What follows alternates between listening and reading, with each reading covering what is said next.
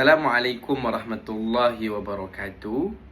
Hari ini saya bersama dengan rakan saya akan membentangkan pengajaran berkenaan dengan tajuk ibadah tahun 4 yang bertajuk Marilah Bersuci, yang mana kami akan menggunakan kaedah ataupun modul Ashwa untuk sesi pengajaran ini.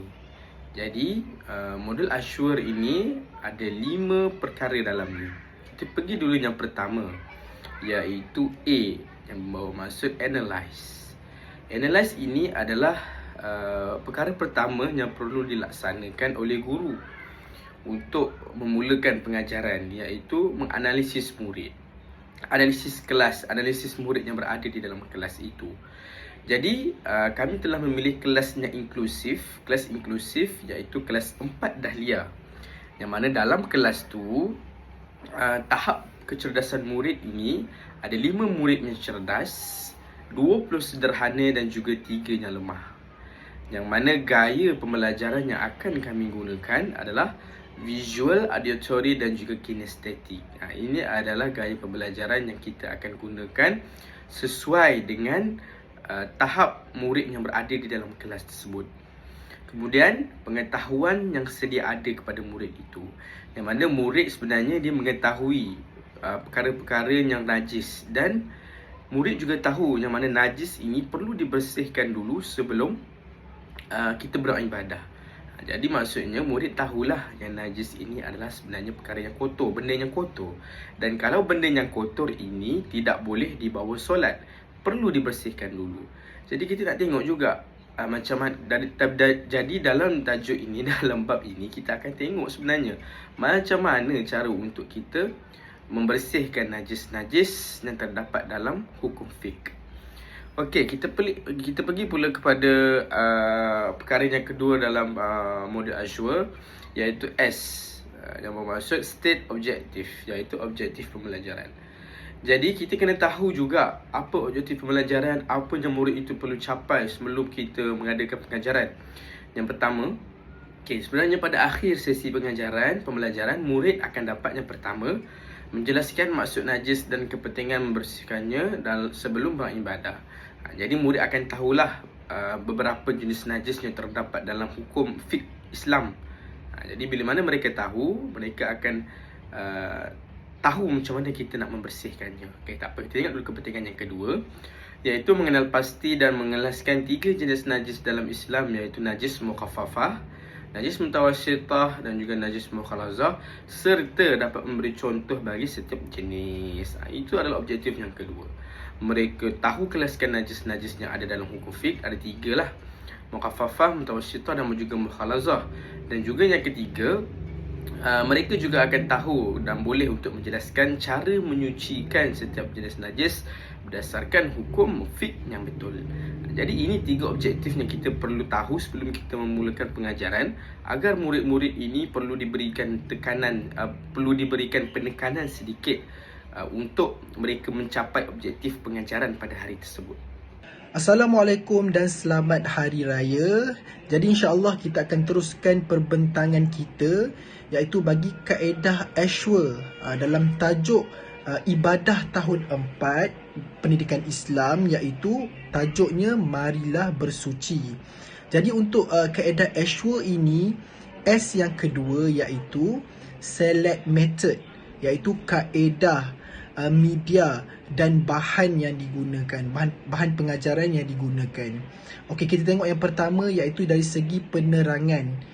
Terlebih dahulu guru akan menerangkan dahulu maksud najis, jenis-jenis najis dan hukum mensucikan najis tersebut. Okey, yang kedua adalah dari segi demonstrasi.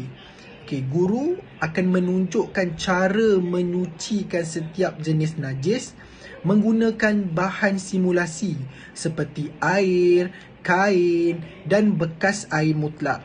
Kita tahu najis ini ada 3 jenis, iaitu najis mukhaffafah, najis mutawassithah dan najis mukhalazah. Jadi macam mana cara untuk mensucikannya berbeza-beza.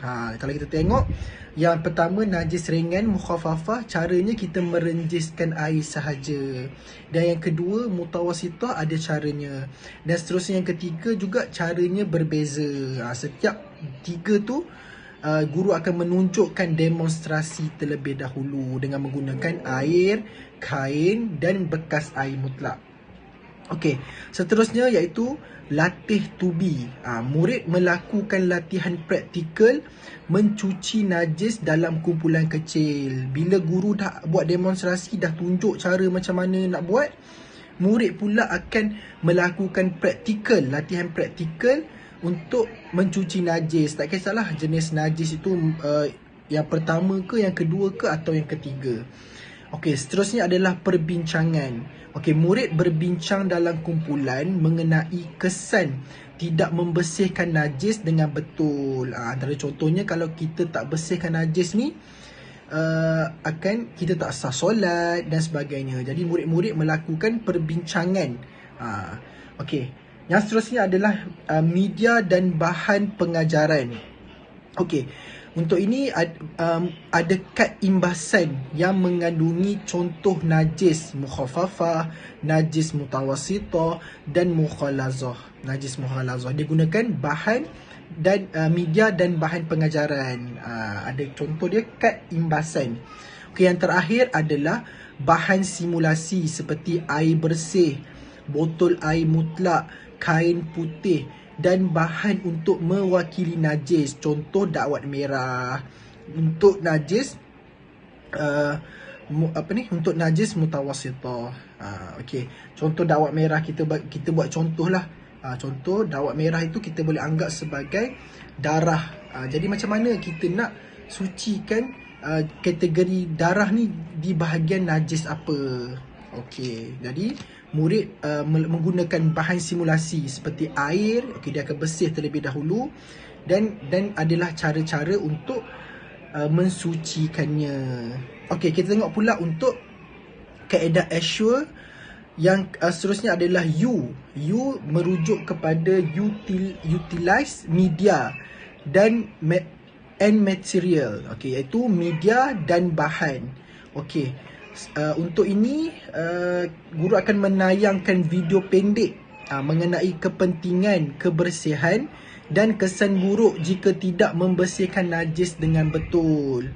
Okey, seterusnya menggunakan kad imbasan dan guru menerangkan setiap jenis najis dengan gambar dan contoh situasi sebenar. Okey, guru menggunakan kad imbasan dan guru menerangkan setiap jenis najis. Kita tahu ada 3 jenis najis dan najis itu ada bergantung kepada contoh situasi dan gambar. Okey, seterusnya murid dibahagikan kepada kumpulan kecil dan diberikan kad imbasan untuk mengenali jenis najis berdasarkan contoh yang diberikan.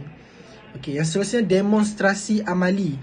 Dijalankan di mana guru menunjukkan cara mensucikan setiap jenis najis dengan bahan simulasi yang disediakan.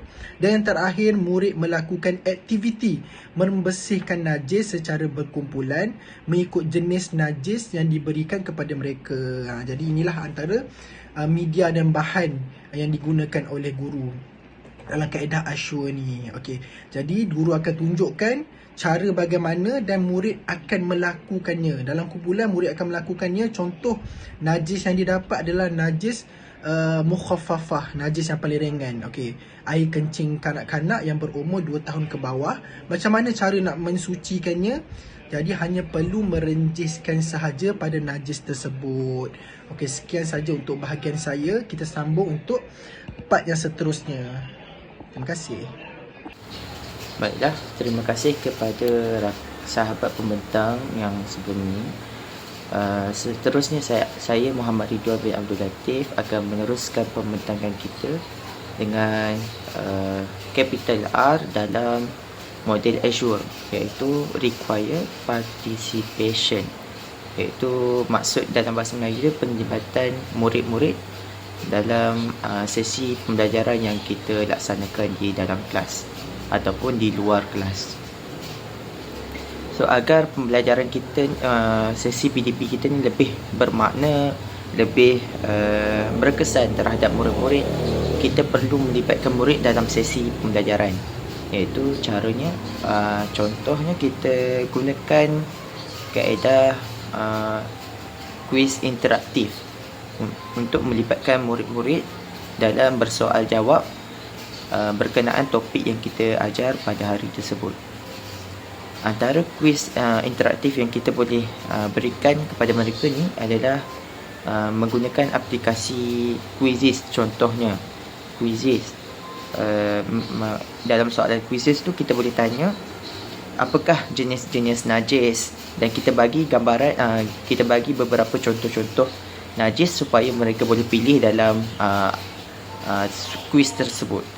So apabila mereka dah pilih, mereka boleh tahu jawapan yang sebenar dan jawapan yang salah. Adakah mereka dapat jawab dengan betul atau salah. Sekiranya salah, mereka boleh cuba lagi pada beberapa kali supaya mereka dapat jawapan yang sebenar. Selain menggunakan Quizizz, kita boleh juga menggunakan aplikasi LinkGT. Seperti yang saya buat dalam Google Site saya menggunakan masukkan LinkGT untuk dalam aplikasi tersebut bolehnya ada kaedah kaedah yang interaktif, seperti untuk mereka menjawab kuis yang kita lampirkan dalam aplikasi tersebut. Selain daripada menggunakan aplikasi teknologi ni, kita juga boleh menggunakan latihan amali untuk melibatkan murid-murid dalam sesi pembelajaran. Contohnya kita mengagihkan murid-murid kepada beberapa kumpulan, dan kita meminta mereka untuk melakukan simulasi mencuci najis mengikut jenis-jenis najis yang mereka pilih secara random, yang kita sediakan lah. Kita sediakan mereka, setiap kumpulan mesti memilih secara random. Mereka tak tahulah apa yang mereka pilih, dan apabila mereka dah dapat, so mereka boleh laksanakan tugasan tersebut secara berkumpulan. Selain daripada itu juga, kita boleh gunakan permainan education ni lah. Seperti mereka bermain menyesuaikan gambar najis dengan kaedah penyelesaiannya. Seterusnya kita pergi kepada capital E dalam model Azure, iaitu evaluate and revise. Bermaksud menilai dan menyemak kembali sesi pembelajaran yang kita laksanakan. So evaluate ni kita boleh bahagikan kepada dua, iaitu penilaian terhadap murid dan penilaian terhadap guru, terhadap diri kita sendiri selepas pengajaran. Dalam penilaian murid, kita boleh menilai melalui beberapa cara, iaitu penilaian